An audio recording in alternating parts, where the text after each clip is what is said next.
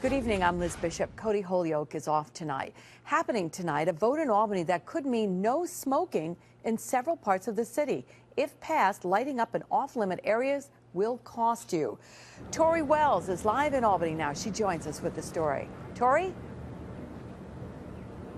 Well, Liz, in just about 2 hours, Albany city leaders will vote right inside here on whether or not to ban smoking in all city parks. If they decide to do that, people caught smoking will have to pay a $50 fine. Now, we're told that this rule will apply to events in city parks like Tulip Festival and Alive at 5.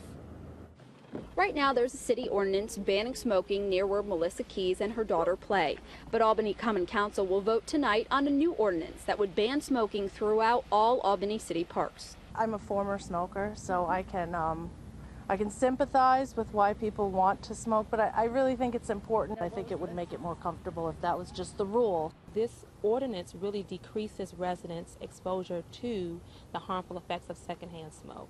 Council Member Dorcey Applyrs is the sponsor of this ordinance, and she says it's aimed at community health.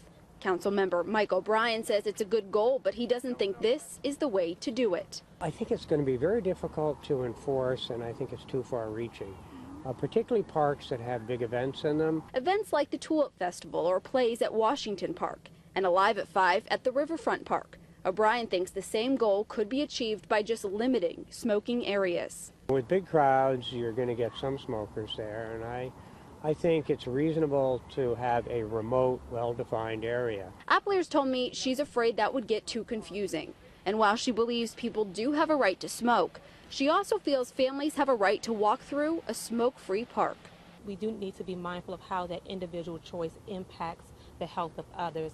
And in this case, secondhand smoke can kill. And this is the trend, this is what we're moving towards, is non-smoking areas.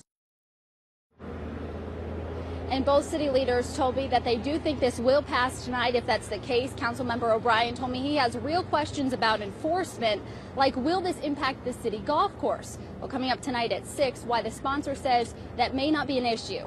For now, we're live in Albany. Tori Wells, CBS 6 News.